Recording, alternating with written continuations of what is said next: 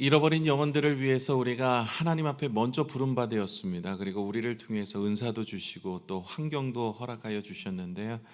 주의 뜻을 따라서 열심히 전도하여서 우리가 새 생명 축제에 하나님 앞에 기쁨이 되어지는 믿음의 모습이 되시기를 축원합니다. 저희는 계속해서 야고보서의 말씀을 함께 은혜로 나누고 있습니다. 이 야고보서 어떤 주제를 가지고 있나요? 여러분, 이 이야기를 하고 있어요. 살아있는 믿음은 열매가 있다라는 거예요. 그리고 행동한다라는 것입니다. 여러분, 살아있는 것의 특징이 하나 있는데 움직여요. 살아있으면 움직입니다. 오늘도 여러분 살아 계셔서 이 자리에 오셨잖아요. 이게 살아있기 때문에 우리가 움직이면서 활동도 하고, 또 꽃들도 나무들도 살아있으면 열매를 맺어요. 꽃을 피우고. 그런 것처럼 살아있는 것의 특징은 움직입니다.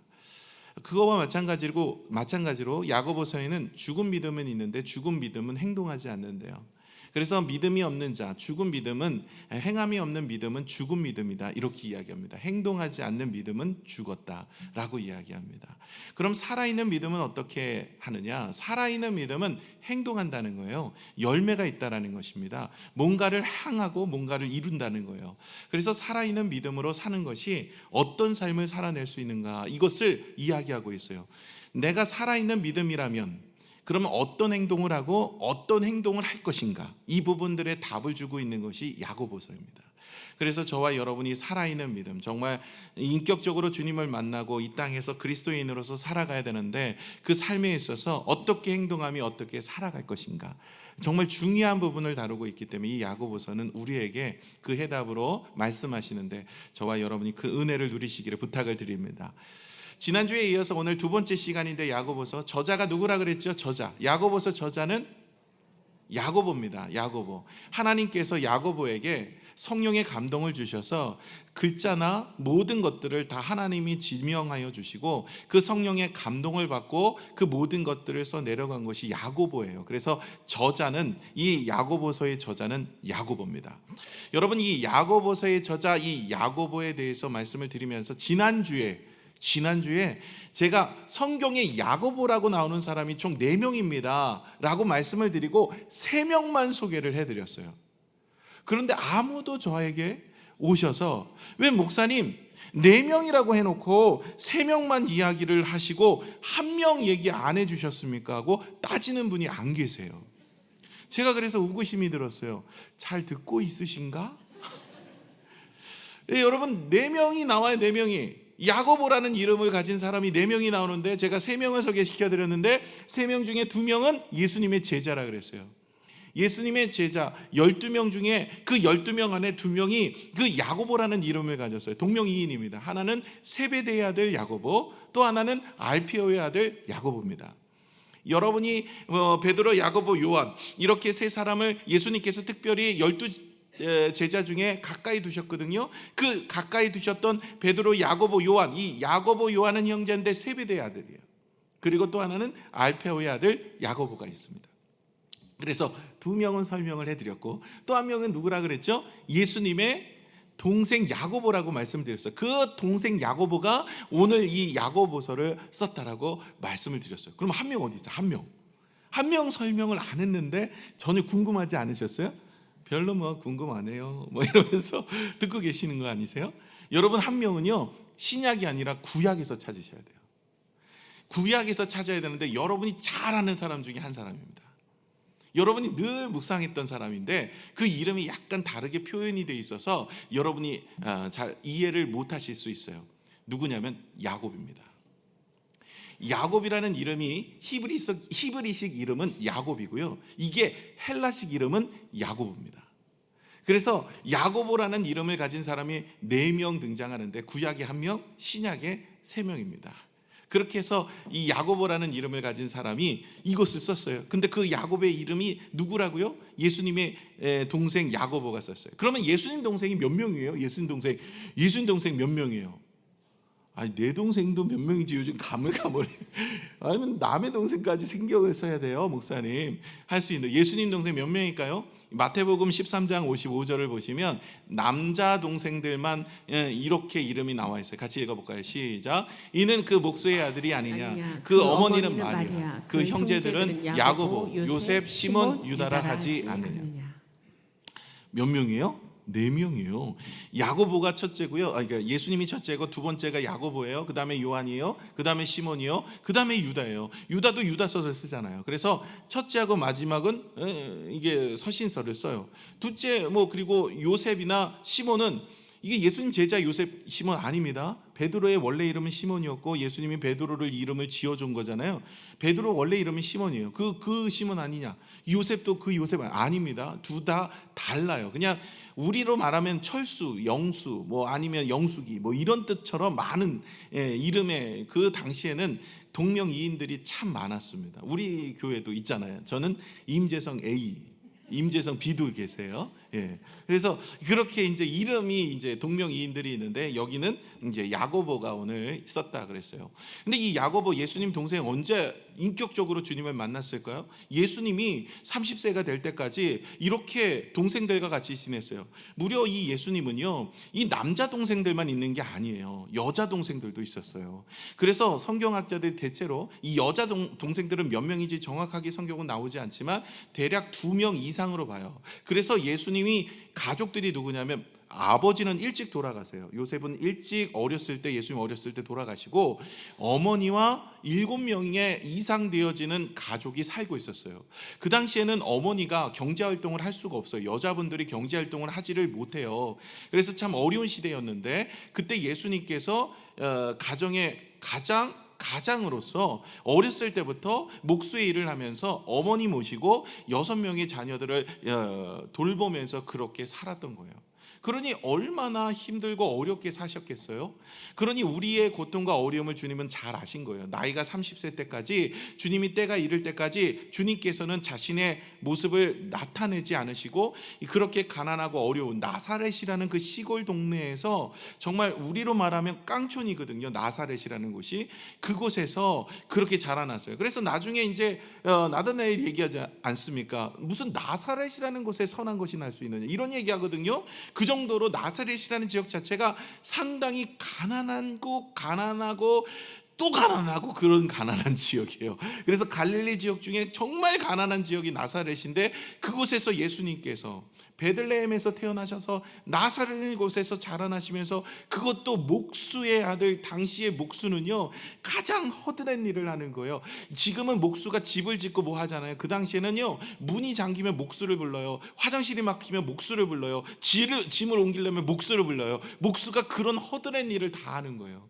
그러니까 예수님께서 나중에 사역을 시작하실 때 선지자들도 고향 땅에서는 환영을 받지 못한다고 나사렛에서 복음을 전하였고 하나님의 말씀을 선포했지만 아무런 역사가 일어나지 않아요.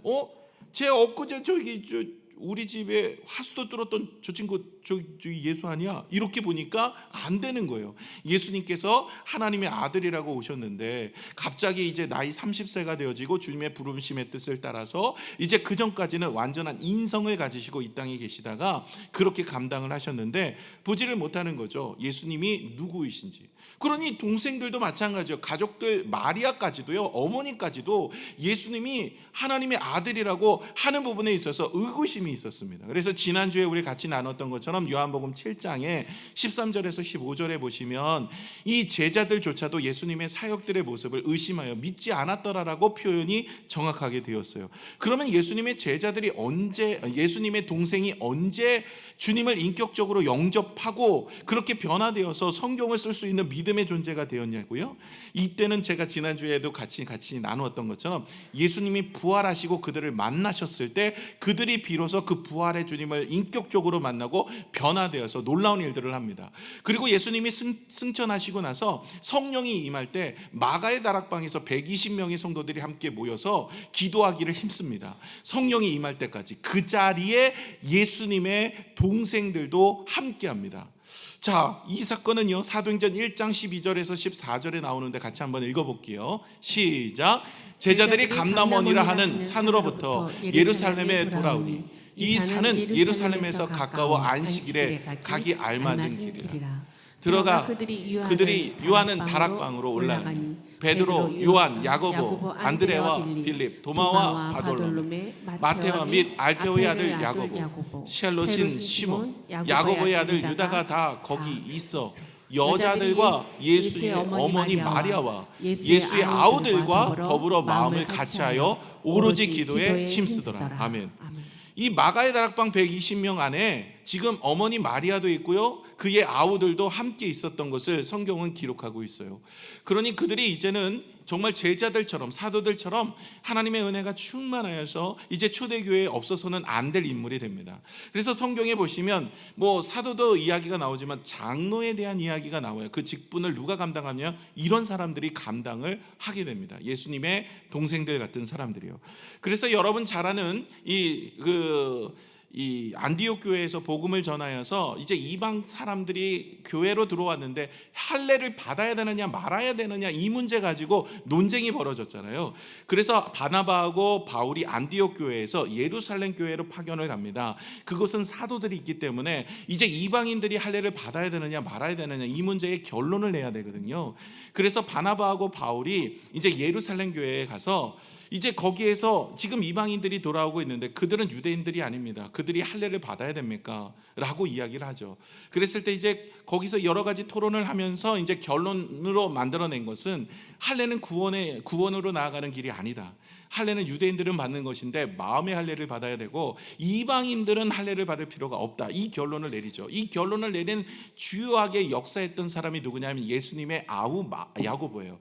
그래서 사도행전 15장 13절에서 21절에 보시면 베드로가 먼저 이야기를 하고요, 그리고 나서 이어서 이 야고보가 이야기를 하는 것이 사도행전 15장 13절에서 21절까지 이 할례의 문제에 대해서 정확하게 이야기하고 문제를 종결시킵니다. 이 정도로 초대교회에는 예수님의 아우들이 정말 많은 일들을 해요. 그래서 야고보가 야고보서를 쓰고요, 그의 아우 막내가 유다가 유다서를 쓰게 되어지는 일들을 감당하죠. 이게 지난주까지 같이 나눴던 이야기예요.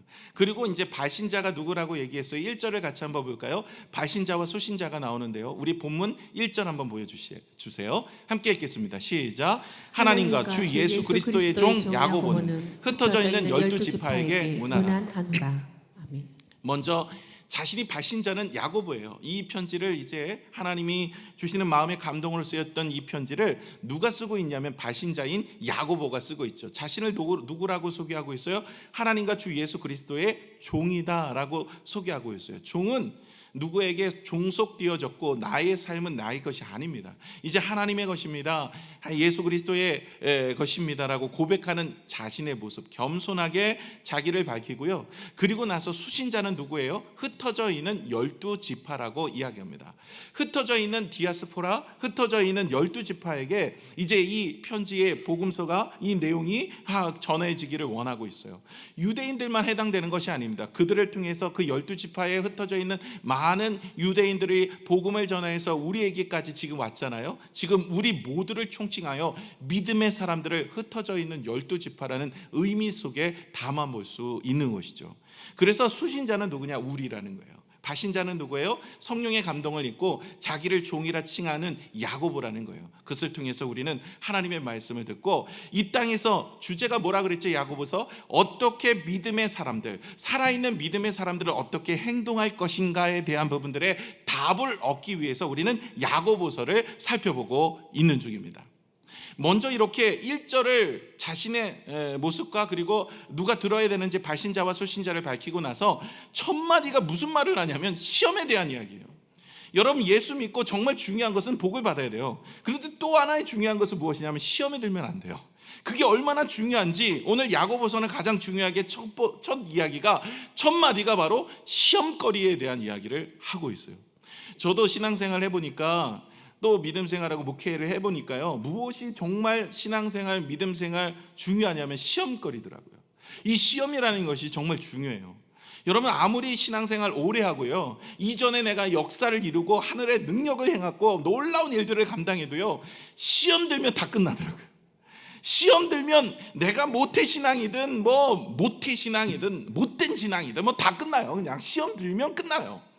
과거에 어떤 일을 하든 뭐 교회를 지었고 헌신을 하고 뭐 놀라운 일들을 이루고 오병이어의 기적과 칠병이어의 기적을 경험하고 무리를 걸어가는 예수님을 보고 죽은 자도 살리는 놀라운 일을 경험했던 가룟 유다도 시험 들면 끝나더라고요. 시험 들면 끝납니다.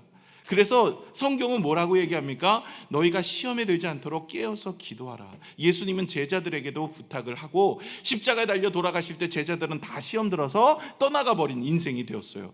이처럼 시험이라는 건요, 과거에 내가 얼마나 믿음이 있느냐 없느냐 이거 다 상관없어요. 그냥 딱 시험 들면 얼마나 신앙생활 뭐 10년 20년 40년 뭐 평생 신앙생활 이게 없어요. 딱 시험 들면 그 다음부터 교회를 떠나거나 일을 하지 않거나 아무 일도 안 해요. 이게 문제라는 거죠. 그래서 신앙생활 살아있는 믿음에 대한 부분에 우리가 믿는 자라면 어떤 삶을 살아야 되느냐, 여러분 가장 중요한 것은 시험 들지 말아야 됩니다. 그래야 뭐 그 다음 일을 하죠. 시험 들지 않아야 전도도 하고, 시험 들지 않아야 뭐 하나님의 영광을 돌리고, 시험 들지 않아 봉사도 하고, 시험 들지 않아 중보도 하고 기도도 하죠. 시험 들었는데 무슨 봉사고 기도고 예배고 있습니까? 그냥 교회 다 떠난다니까요. 그렇기 때문에 오늘 이 시험에 대한 부분들을 다루고 있는 거예요. 여러분, 믿음의 사람들도요, 시험이 올까요 안 올까요? 와요. 많이 와요. 많이 오고 벌써 얼굴 보니까 시험 든 사람도 앉아 있어. 그렇지만 여러분, 시험이 늘 우리 주변에 찾아옵니다. 그런데 이 시험의, 믿음의 사람들의 시험의 결과는요, 4절 결론이 벌써 주어졌어요. 우리 본문의 말씀 4절을 같이 한번 읽어볼까요? 시작. 인내를 온전히 이루라. 이는 너희로 온전하고 구비하여 조금 더 부족함이 없게 하려 함이라. 하나님께서 믿음의 사람들에게도 시험거리가 있는 거예요. 살다 보면 이런 문제 저런 문제, 병이 걸리거나 물질의 문제거나 사업의 문제거나 자녀의 문제거나 인생의 문제거나 관계의 문제거나 여러 문제들의 시험거리들이 도사리고 있습니다. 그 시험거리를 왜 하나님이 없애주지 않으시고 그냥 두시는가 한다면, 그 시험거리를 통하여서 우리를 어떻게 만들기를 원하시냐면 온전한 자로 만들기를 원하고 계시는 거예요. 주님께서 왜 시험거리를 놔두시느냐? 면역력을 길러서 우리가 어떤 환경 속에서도 시험이 들지 않고 믿음 생활 잘하고 흔들리지 않는 믿음으로 살아가기를 원하셔서 때로는 이런 시험 저런 시험들을 놔두시고 그것을 통해서 우리를 단련하고 연단하고 계시다라는 거예요. 제가 이전에 이 시험에 대한 이야기를 하면서 두 가지 말씀을 드렸어요. 하나님이 주시는 시험은 테스트라고 쓴다 그랬죠. 하나님이 주신 시험은 우리를 성장시키기 위한 시험이에요. 그걸 테스트라고 합니다. 학교에서 시험을 보는 테스트, 그 단어를 쓰고 있어요. 그런데 사단이 주는 시험은 테스트가 아닙니다. 템테이션입니다. 유혹입니다. 그 목적이 뭐예요? 우리를 넘어뜨리기 위한 목적이에요. 그래서 사단이 주는 시험은 목적이 우리를 성장시키기 위한 시험이 아니라 넘어뜨리기 위한 시험입니다. 그러나 예수님이 주시는 시험은 우리를 넘어뜨리기 위한 것이 아니라 성장시키기 위한 거예요. 그래서 그 단어가 두 개가 달리 쓰여 있다고 그랬죠. 그런데 오늘 성경에 나오는 2절에 보시면 내 형제들아 너희가 여러 가지 시험을 당하거든 온전히 기쁘게 여기라.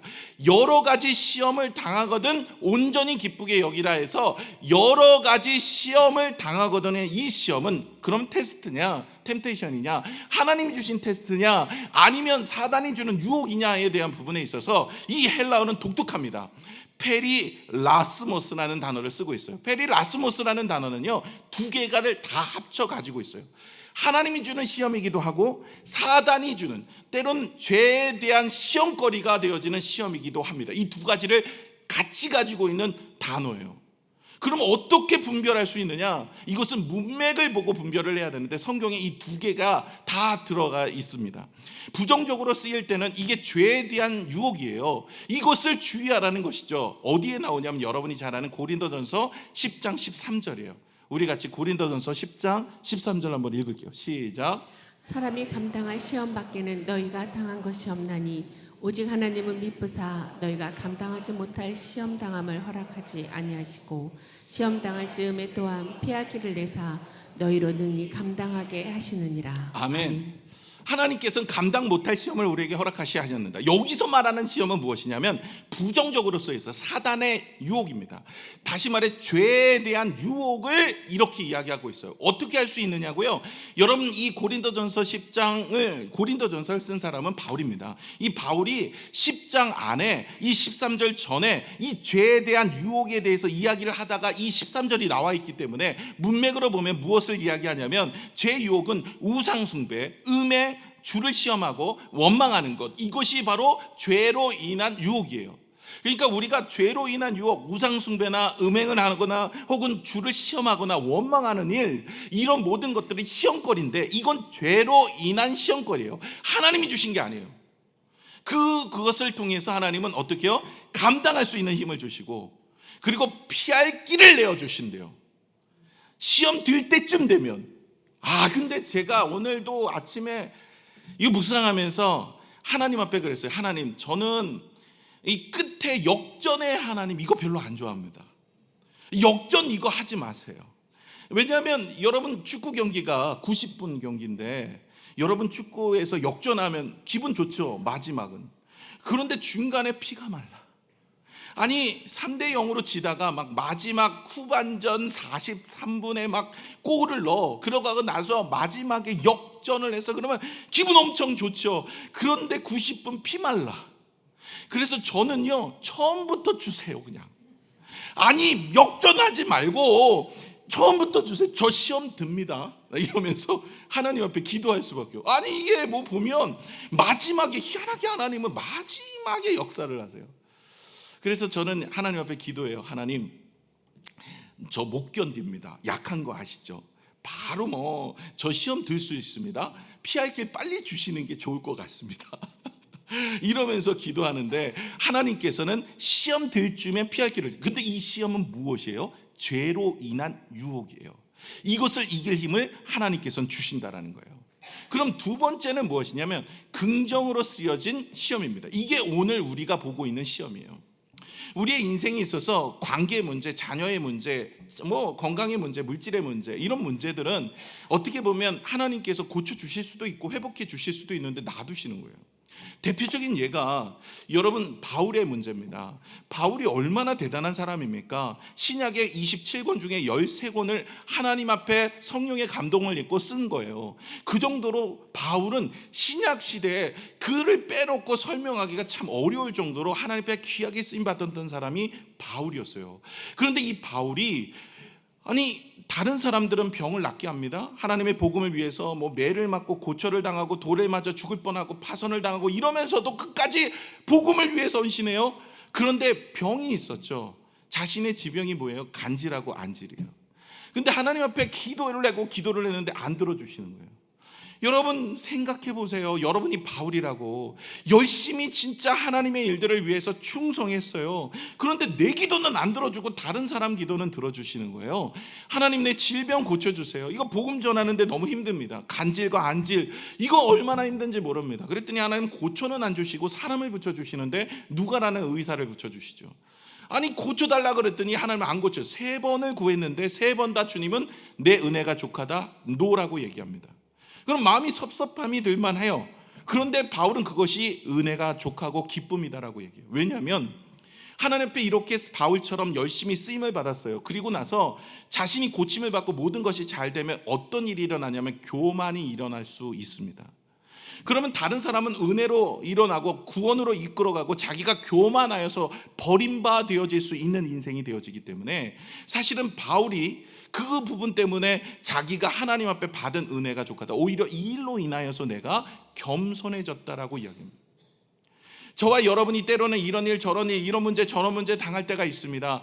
그럴 때 우리에게는 하나님은 겸손의 은혜를 허락하여 주셔서 우리가 은혜를 누리게 하십니다. 왜 이 일을 놔두셨는가? 4절의 결론이 있죠. 우리가 온전하여 조금도 부족함이 없는 자로 세우려고 하시기 위함이다라고 주님께서는 우리에게 말씀하고 있는 거죠. 그러므로 우리가 시험을 만날 때 우리의 마음에 무엇을 가져야 됩니까?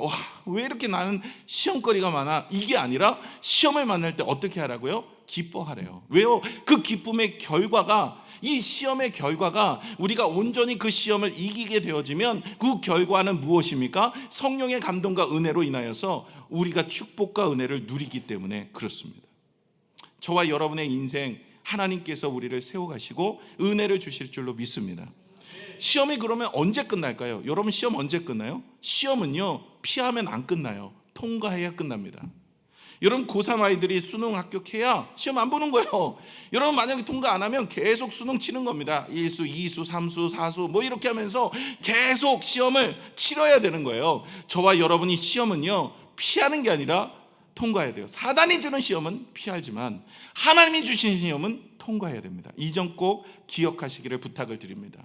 저도 왜 이때까지 살면서 시험거리가 없었겠습니까? 많이 들었어요. 사람 때문에 시험 들고 여러 가지 말 때문에 시험 들고, 그래갖고 교회도 많이 옮겨봤어요. 제가 이제 부교육자니까 교회를 2년마다 텀으로 이렇게 옮기면서 다른 교회도 가봤는데요. 다른 교회 옮겨도 또 있어요. 비슷한 사람들이 있더라고요. 오히려 더 해요. 그래서 여러분, 웬만하면 시험은요, 통과하는 게 좋습니다. 이거 그냥 더 이상 내가 그것 때문에 마음 상할 일이 없을 정도가 되어지면 통과한 거예요. 그런데 자꾸만 그 문제 때문에, 사람 때문에, 말 때문에, 환경 때문에, 물질 때문에, 건강 때문에, 상황 때문에 그것이 내 마음에 여전히 근심거리가 되어진다면 면역력을 키우기 위해서 하나님은 계속해서 조금씩 하시는 거예요. 여러분, 이번에 코로나19 때문에 면역력에 대한 부분들을 우리가 좀 인지하게 됩니다. 여러분, 면역력이 있어서 우리가 백신을 맞으면 면역력이 생기잖아요. 그래서 그 코로나19 그 병균을 조금 집어넣어서 면역력이 생기고 나면 우리가 병에 걸리지 않는 거예요. 그런 것처럼요, 우리가 이 면역력을 기르는 것이 중요합니다. 하나님 앞에 온전한 자가 되어지고 시험 걸리면 완전히 다 끝나니까 시험에 들지 않도록 우리를 세워가시기 위해 이렇게 조금 저렇게 조금 하면서 우리를 감당하게 하시는 겁니다. 여러분, 에이즈 같은 경우가 뭐라고 부릅니까? 후천성 면역 결핍증이에요. 면역이 결핍되는 상태가 오는 거죠. 이 병이 걸리면. 그러면 감기만 걸려도 죽는 거예요. 이러기 때문에 여러분, 면역력이라는 것은 상당히 중요한 거예요. 저와 여러분이 영적인 면역력을 기르는 것은 때로는 하나님께서 이런 일 저런 일, 이런 문제 저런 문제를 통해서 우리가 그 면역력을 길러서 모든 세상에서 시험 들지 않고 하나님의 일을 잘 감당하는 사람으로 세워가기를 원하고 있기 때문에요. 왜요? 시험 들면 다 끝난다니까요. 제가 말씀드렸잖아요. 시험 들면 다 끝나요. 그렇기 때문에 제일 중요한 믿음의 사람들은 시험에 들지 않도록 깨어서 기도하고 시험을 이겨내는 사람이 되셔야 하는 겁니다. 자, 오늘 3, 4절을 같이 한번 읽어볼까요? 우리 본문입니다. 3절, 4절입니다. 시작. 믿음이 시련의 인내를 만들어내는 줄 너희가 알미라. 인내를 온전히 이루라. 이는 너희로 온전하고 구비하여 조금 더 부족함이 없게 하려 함이라. 아멘. 여러분, 왜 시험을 하나님이 주십니까? 3절에 보시면 3절에 뭐라고 얘기하고 있어요? 이는 너희 믿음의 시련이 무엇을 만들어낸다고요? 인내를 만들어낸대요. 여러분, 하나님께서 우리에게 시험을 주시는 이유는 인내를 통해서 하나님의 은혜 가운데 나아가기를 원하고 계십니다. 여러분, 하나님께서는 우리를 온실 속의 화초처럼 기르기를 원치 않으세요. 우리를 야생화처럼 나가서 밟히더라도 민들레처럼 그렇게 씨를 퍼뜨리는 사람이 되기를 원하십니다. 이렇게 시험 들고 저렇게 시험 드는 연약한 그리스도인이 아니라 하나님께서는 어떤 환경과 상황 속에서도 하나님을 부인하지 않고 하나님 앞에 나아가서 믿음의 군사로 살아가기를 원하고 계세요. 그래서 시험을 통해서 우리의 인생을 하나님께서는 세워가기를 원하십니다. 또 하나는 하나님이 우리에게 축복을 주시기 위해서 시험하세요. 아니, 무슨 그냥 주시면 되지 무슨 하나님이 축복을 주시냐고. 여러분, 칼이라는 것도요, 아이가 다룰 줄 알아야 주면 그걸 잘 사용합니다. 여러분, 태어나서 한두 살짜리 아이가 아빠 엄마한테 칼을 달라고 얘기하면 주겠습니까? 칼을 주는 부모 없어요. 왜요? 그거 가지고 다치니까요. 칼을 사용할 수 있는 기술을 가져야 그때 되면 칼도 줘요. 그걸 가지고 요리도 하고 칼도 뭘로 자르고 유용하죠. 우리 아이들도 이제 장성하고 칼을 이용할 줄 아니까 그것을 줍니다. 그러나 어린아이에게는 안 줘요. 그래서 하나님은 그것을 단련해서 주시는 거예요. 물질을 주시든 건강을 주시든 성공을 주시든 은혜를 주시든 오히려 그것을 잘 관리할 수 있는 자가 되어지고 나면 하나님께서 은혜를 베풀어 주시는 거예요. 그러니까 막 달라고만 얘기한다고 다 주시는 게 아니에요. 오히려 그것을 통해서 넘어지는 인생이 있었어요. 사울왕 보세요. 그 사울왕 왕이 되고 나서 권력을 잘 이행하지 못하니까 오히려 권력 때문에 무너져 버리는 인생, 오히려 왕이 안 됐으면 더 좋았을 상황이 되었지 않습니까? 반면에 여러분 오늘 성경의 5장에 보시면 그 시련의 인내에 대한 예로 욥에 대해서 이야기합니다. 욥기 야고보서 5장 11절에 같이 한번 읽어볼게요. 시작. 보라, 인내하는 자를 우리가 복되다 하나니 너희가 욥의 인내를 들었고 주께서 주신 결말을 보았거니와 주는 가장 자비하시고 긍휼히 여기시는 이시니라. 아멘. 여러분 보세요. 인내하는 자, 이제 시험을 통해서 하나님이 그 시험과 어려움을 잘 믿음의 시련과 어려움을 인내하는 자가 복되다 하는데, 우리가 그 복된 자의 모습을 어디서 찾을 수 있어요? 욥기를 통해 찾을 수 있어요. 욥기 보면 욥이 인내하잖아요. 여러 가지 시험을 만났는데 인내합니다. 물론 사단이 주는 시험이지만 하나님이 용납해서 그 모든 시험들을 잘 인내함으로 그가 이겨냅니다. 결과를 보라 그랬죠. 결과가 어때요? 욥기 42장에 갑절의 축복을 받습니다. 여러분, 하나님께서 우리가 시험을 주는 것은 그 시험으로 인하여서 넘어지는 것, 이런 것을 하는 것이 아니라 그 시험을 잘 이겨내서 우리가 그 시험을 통과함으로 인하여 받을 축복을 주시기 위해서 우리에게 물질이든 성공이든 부귀든 영광이든 하나님께서 그 모든 것들을 잘 훈련시키고 주시는 거예요. 아브라함에게도 그렇고 다윗에게도 그렇고 요셉에게도 그렇고 하나님께서는 그렇게 은혜를 베풀어 주시는 겁니다. 그래서 욥기의 결과를 우리가 아시잖아요. 욥기의 결과가 어때요? 하나님이 갑절의 축복을 주세요. 갑절의 축복을 감당할 수 있는 자에게 주시는 거예요. 여러분, 성경에 예수님께서 마태복음 25장에 그 달란트 비유에 대해서 말씀을 하시잖아요. 1달란트와 2달란트, 5달란트. 1달란트 받은 자는 땅속에 묻어두고 2달란트 받은 자는 나가서 일을 해서 5달란트, 5달란트 받은 자는 10달란트예요. 그런데 여러분, 그 앞에 보시면 주님이 어떻게 주십니까? 그 주인이 분량을 따라서, 그 사람의 분량을 따라서 잘 알고 있는 거예요. 이쁘다고 준 것이 아니라 그 사람이 감당할 수 있을 만큼 준 거예요. 너는 1달란트 감당하니까 1달란트, 너는 2달란트 감당하니까 2달란트, 너는 5달란트 감당하니까 5달란트를 준 거예요. 그들이 열심히 일을 하고 돌아와서 2달란트는 5달란트, 그럼 5달란트 된 사람, 넌 가서 이 5달란트를 가져라. 5달란트 된 사람은 10달란트를 가져왔더니 그럼 이제는 너가 10달란트를 가져라. 그런데 1달란트 받은 자는 땅속에 묻어뒀더니 주님 앞에 나와서 뭐예요? 악하고 게으른 종아라고 책망을 받습니다. 무엇을 이야기하고 있습니까? 여러분, 이 달란트는요, 이 분량을 따라 주님께서 주셨는데 훈련을 받지 않고 감당하지 않고 오히려 비교하다가 그의 인생에 무너짐이 있었던 거예요. 주님은 더 맡겨주실 수 있는 거예요. 그러나 우리가 그것을 감당할 때 주시는 거예요.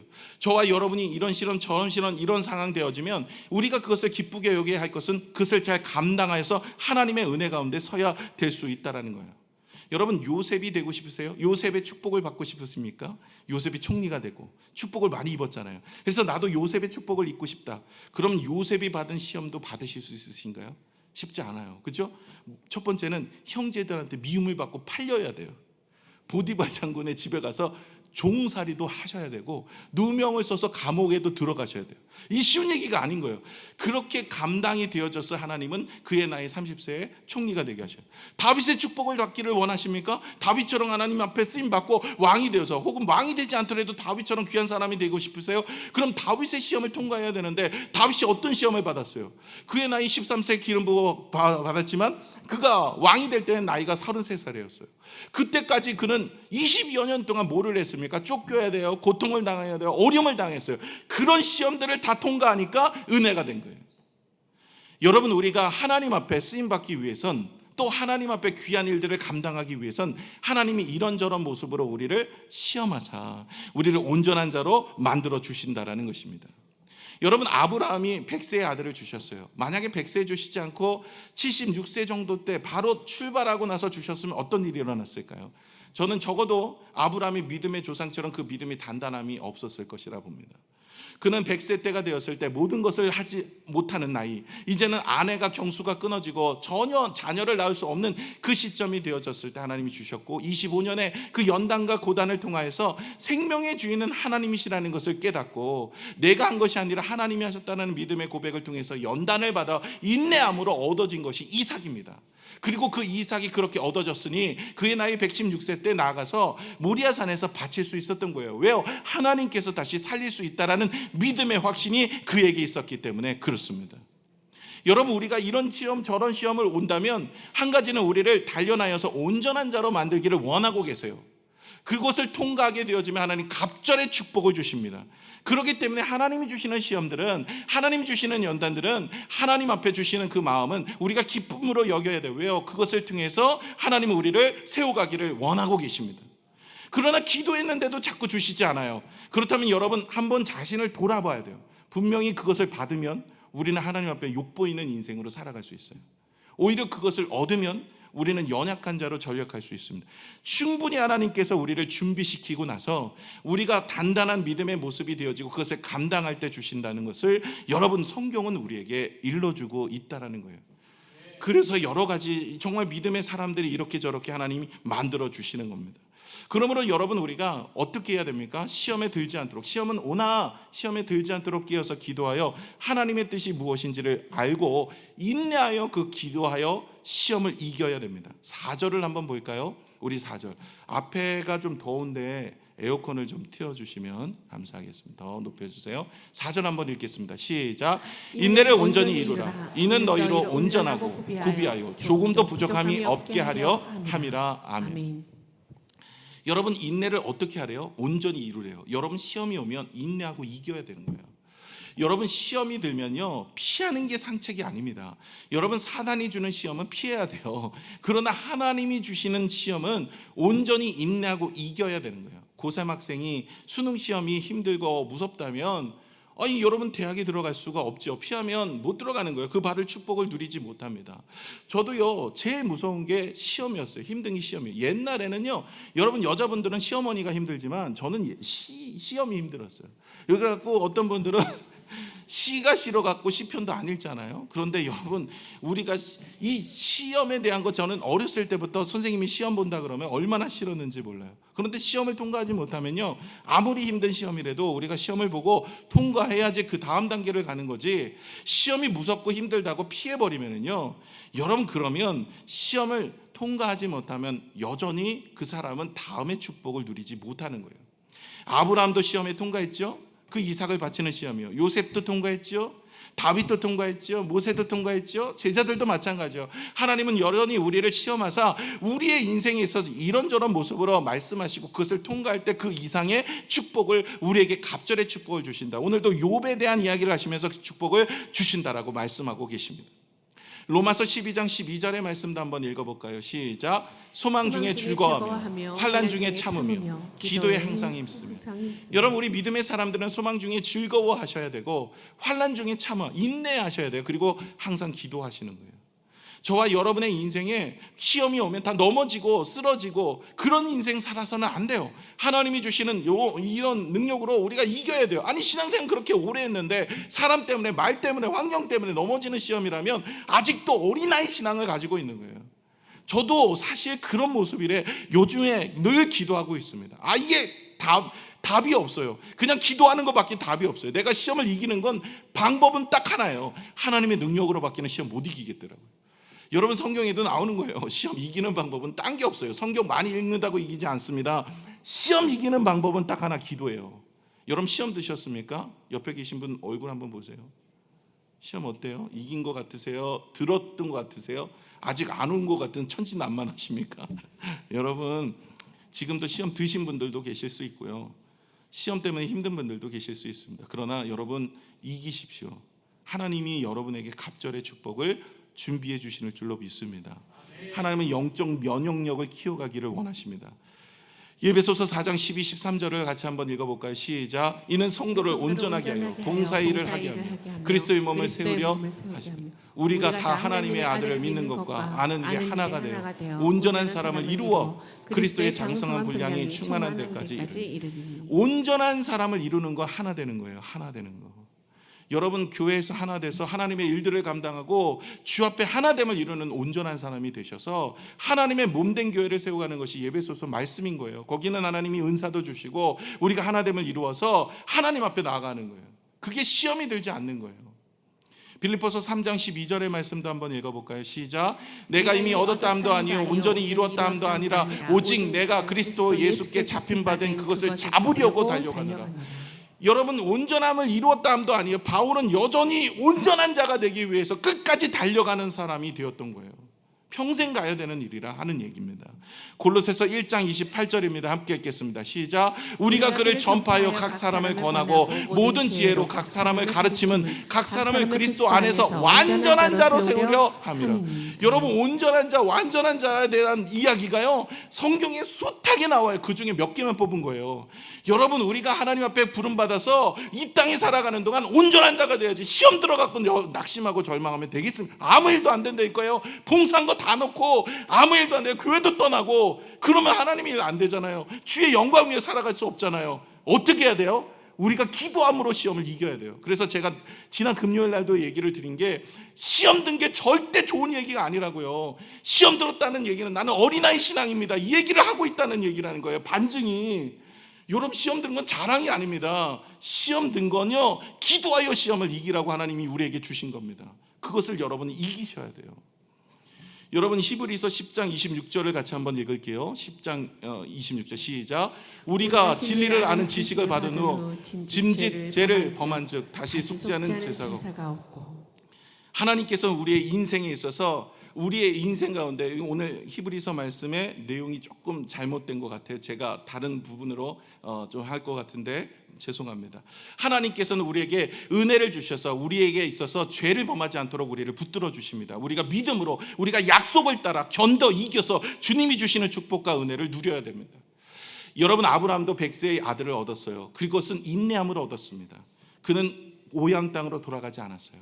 하나님의 약속을 끝까지 붙들어서 100세의 아들을 얻었습니다. 요셉도 14년간 인내하여 얻었습니다. 다윗도 13세 때 기름 부음 받았지만 왕이 된 것은 언제가 됐어요? 20년 후였어요. 하나님께서는 그 인내함으로 견디는 자에게 왕의 꿈과 주님이 주시는 능력과 사명을 감당할 수 있도록 은혜를 베풀어 주셨습니다. 하나님 왜 우리에게 시험을 주십니까? 왜 우리에게 계속 우리를 연단하십니까? 면역력 기르는 거예요. 하나님이 복을 주시기 위해서 완전한 자가 되어서 세상에 나가서 비판하고 판단하고 정죄하는 자가 아니라 사랑하고 아끼고 섭렵하는 자가 되어서 교회의 하나됨을 이루고 하나님의 영광을 이루어 살아가는 믿음의 사람이 되도록 하나님은 우리를 그렇게 이끌어 주시고 있다라는 것입니다.